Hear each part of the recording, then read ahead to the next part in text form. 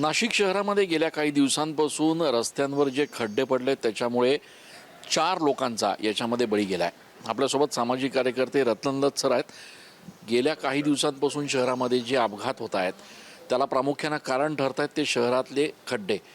नेमकं तुमचं काय ऑब्झर्वेशन आहे? माझं ऑब्झर्वेशन असं आहे का नगरपालिकेला बेसिकली रस्ते बनवताच येत नाही।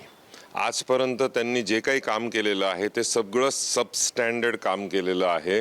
मी त्यांना बोलून दमलो आहे। आपल्या प्रवासी अकॅडमीच्या समोर 410 मीटरचा रोड आज 87 दिवसपासून कॉन्ट्रॅक्टरनी असा ठेवलेला आहे।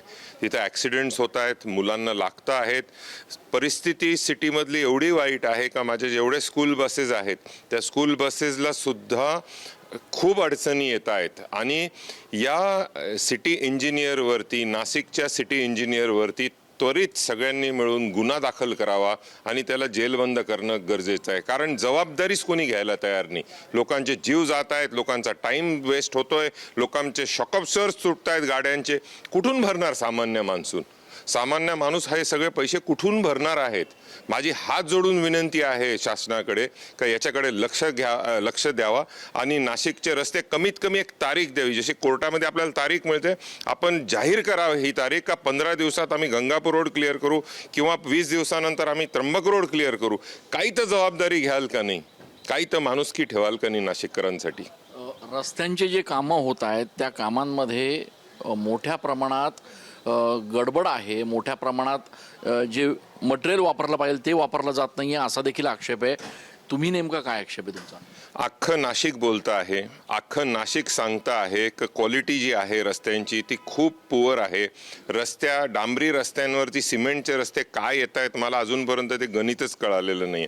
पण तरीसुद्धा चला ठीक आहे, पण त्याची क्वालिटी एवढी पुअर आहे। आणि सगळ्यात महत्त्वाचं म्हणजे ज्यांना टेंडर दिलेलं आहे त्यांनी सबलेट केलेलं आहे ते टेंडर। त्यामुळे नेमकं टेंडर दिलं आहे कोणाला, सबलेट केलं आहे कोणाला आणि ॲक्च्युअलीमध्ये काम करतोय कोण याचा काही हिशोबच नाही आहे। अकाउंटेबिलिटी झिरो आहे नगरपालिकेकडनं। याच्यामध्ये असा देखील आक्षेप घेतला जातोय की प्राधिकरणाचे कामं वेगळे आहेत, स्मार्ट सिटीचे कामं वेगळे आहेत, शहरातले महापालिकेचे कामं वेगळे आहेत। या सगळ्या मृत्यूंना नेमका जबाबदार कोण धरायचं? नेमकं जबाबदार जे आहे ते अधिकाऱ्यांनी जबाबदारी घ्यायला पाहिजे। मला असं वाटतंय का नाशिकचं जे काही कुंभमेळ्याचं काम चाललंय अख्खं जगाचं लक्ष कुंभमेळ्याकडे आपण नाशिककडे आहे। माझी विनंती आहे सगळ्या अधिकाऱ्यांना की याच्यामध्ये लक्ष घालावा आणि नाशिकला या सगळ्या खड्ड्यामधून लवकरात लवकर मुक्त करावा। कारण नाशिकचे आता मला वाटतं नाशिकच्या लोकांचे पेशन्स संपलेले आहेत। आपण बघतोय की नाशिकच्या लोकांची सहनशक्ती संपलेली आहे। लवकरात लवकर हे कामं पूर्ण करावेत अशा पद्धतीची मागणी आता होतीये। सलग 4था मृत्यू नाशिकच्या या खड्ड्यांमुळे झालेला आहे। त्यामुळे आता प्रशासन नेमकं कधी जागा होणार, हे खड्डे नेमके कधी बुजवणार हा विषय महत्त्वाचा असणार आहे।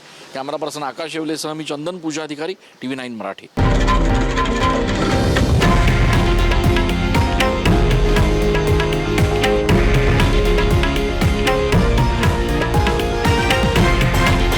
हे आहे देशातील नंबर 1 न्यूज नेटवर्क आणि आपण पाहत आहात TV9 मराठी, एकमेव।